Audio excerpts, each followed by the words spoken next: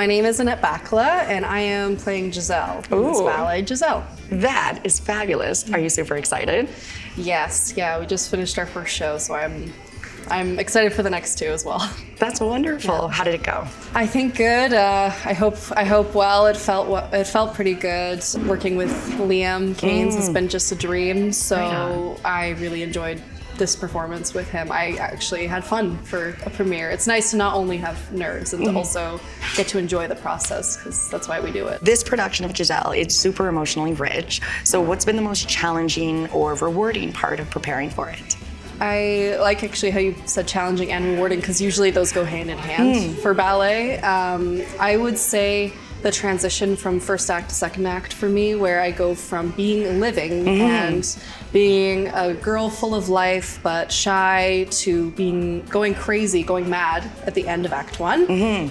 Then dying and coming back as this really, really peaceful ghost as a Willy in the second act. And I think that transition from three different characters, I really see it as three different versions of Giselle, three different personalities, that I think going through that smoothly is a very difficult transition. And it's been a lot of work, but very rewarding when I hear from people that they enjoy that performance. Yeah, that would be super challenging, because I was checking out the story in depth, right? Because of course I've not seen the show yet, and I was like, that is so neat. But yeah, what depth of character, right? That's a huge arc. I bet you didn't just rock start it, huh?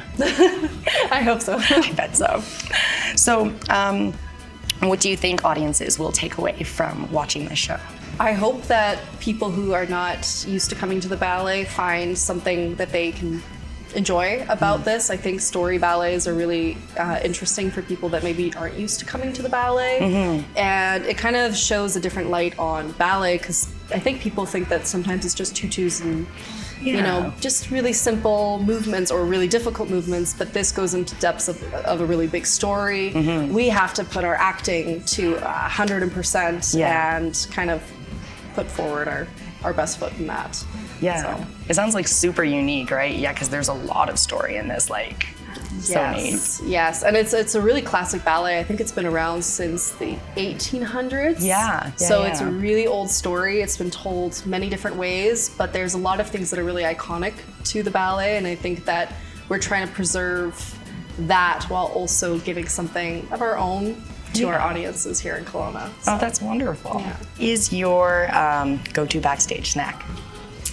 I typically, unfortunately, lose my appetite right before a show. That makes sense. Yeah, I was snacking actually on a Lara bar right before Act 2, because I was like, I'm jumping a lot. I gotta push and make myself eat a little bit.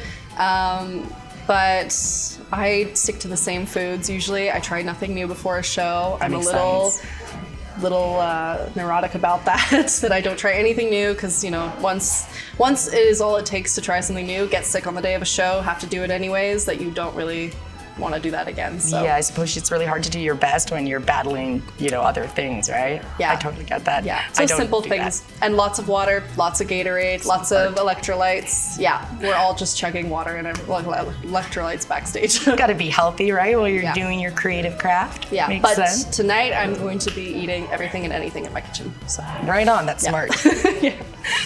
What's one move that makes you feel like a goddess when you nail it?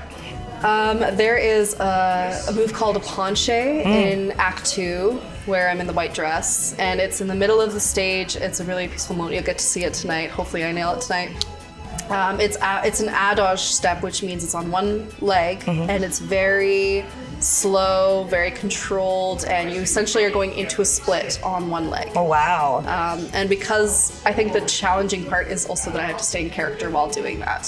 Fair enough. Right? It's hard to come out of that unstable. So that sounds so neat. So when I do that, I got applause for it from our amazing audience today, and that was a very good feeling. I was like, okay, we did that well. So awesome. I will make sure to clap really, really loud. Only if it's good. It will be good. No doubt. I bet you'll nail it. Thank you. All right, do you have a pre-show superstition or anything that you do to get in the zone?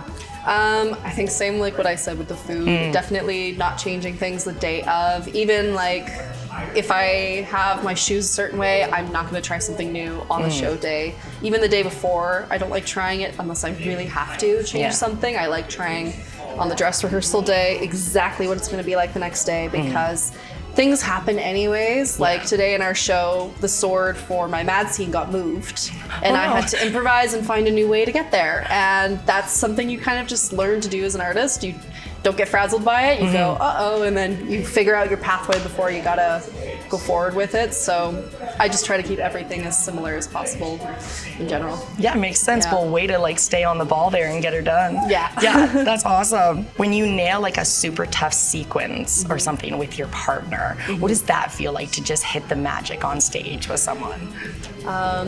It's different than when you nail something on your own, I think, because you both get to have that feeling. There is a bit of relief, and your next steps feel lighter because you know your hardest steps have passed. Oh, that's awesome. I didn't think about that. Yeah, so at the end of Act 2, we had just finished our adage, so our pas de deux, and our individual dances, and then we have a little bit more dancing together.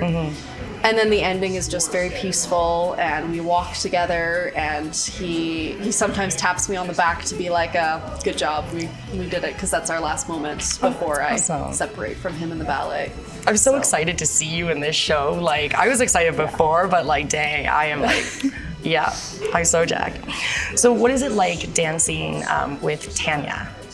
It's been amazing. I love that she gives us an opportunity to change things that maybe aren't working for us individually. She's very open to questions and concerns about certain steps, and I think that made this process very enjoyable and it did not feel rigid. And I think a ballet like this, you know, we can put a lot of pressure on ourselves as dancers. I think we're all our worst critics, and so having someone who's in our court while we're working through a ballet like this and trying to just make everyone kind of happy and satisfied while also being at the top of our game, it's very comforting to know we have someone pushing us in that direction. That's awesome. She's a lovely lady. She's fabulous. And finally, do you have any advice for anybody wanting to get into dance? Don't be afraid. Like, just put all the courage you have and just go for it. I think that we are the part of ourselves that we hold ourselves back. I think more than we have to. And you know, you can look at the most beautiful dancer in the world and they have doubts too. And I think that we don't always see ourselves the way that others see ourselves. That's like fair. us. And with dancing is for every person, everybody, every person out there. So if someone wants to get into dancing, just do it. It is cathartic. It is a beautiful, beautiful sport, beautiful art form. It's my favorite thing to do in the world. So I think that everybody should try it at least once in their life. And yeah, you just never know. That's awesome. Yeah, you can tell you get a lot of joy from what you do. Yeah, I get to teach some of the students sometimes as well. Really? Yeah, I'm also a teacher neat. within the schools, so I get to see dancers fulfill their potential or work even past, you know, maybe what they thought they could do, and that's also very rewarding. Oh yeah, that would be wild. Because there's some younger dancers involved in this as well, right? Many, yes. That's awesome. Yeah, and they are all very talented, and I'm very, very impressed to see the work they're doing. I think, honestly, some of them you probably can't even tell they're not part of the company. Oh really? Yeah, a lot of them are close to graduation or actually are graduating in the next couple months.